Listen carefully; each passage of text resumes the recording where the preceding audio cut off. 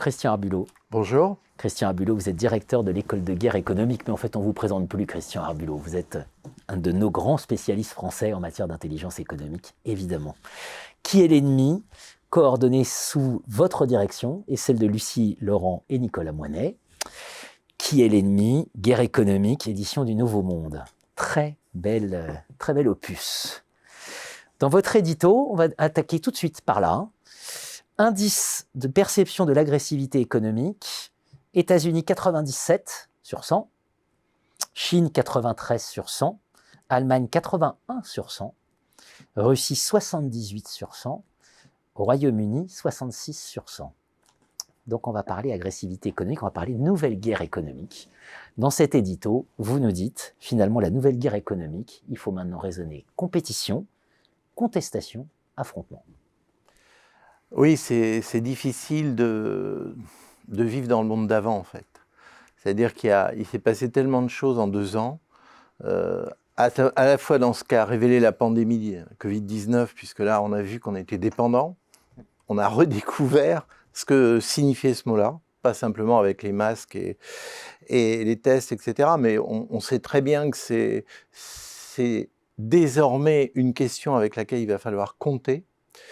Et qui dit dépendance dit soumission ou recherche de marge de manœuvre ou des problèmes très très concrets. On voit bien que l'industrie pharmaceutique française a beaucoup de mal encore à relocaliser, non pas par rapport à ses plans commerciaux propres, mais simplement par rapport à la satisfaction des besoins d'un pays et notamment de la population qui y vit.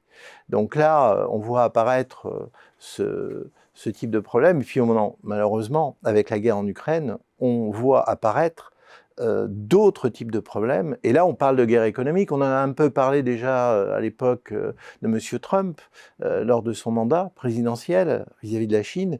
Là, c'est encore plus démonstratif, puisqu'on voit bien que les conséquences de la guerre entre la Russie et l'Ukraine, c'est pas simplement des mesures de rétorsion, c'est une déstabilisation réelle, notamment des économies européennes et en particulier de l'économie française, et que les traces de cette déstabilisation, elles ne vont pas être éphémères.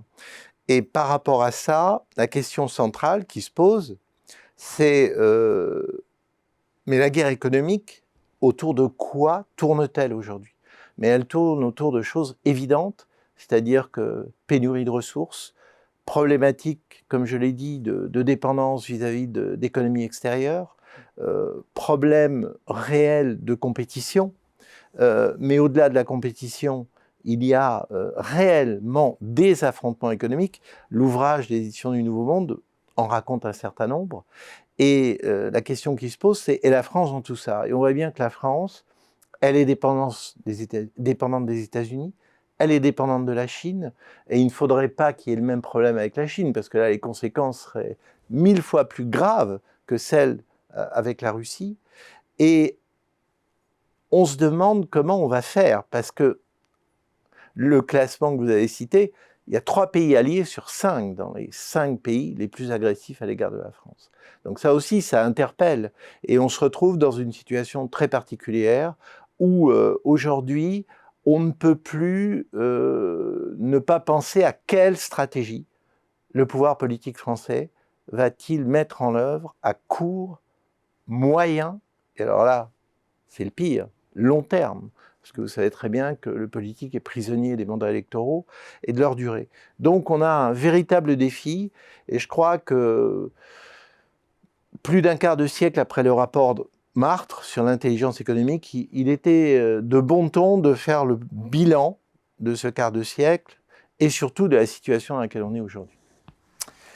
Pour cet éclairage, merci à vous. On va creuser quand même. Ce que ça signifie, compétition, contestation, affrontement. Voilà, c'est ces 3 nouveaux mots que vous nous proposez pour penser cette nouvelle guerre. Merci Christian Arbulot.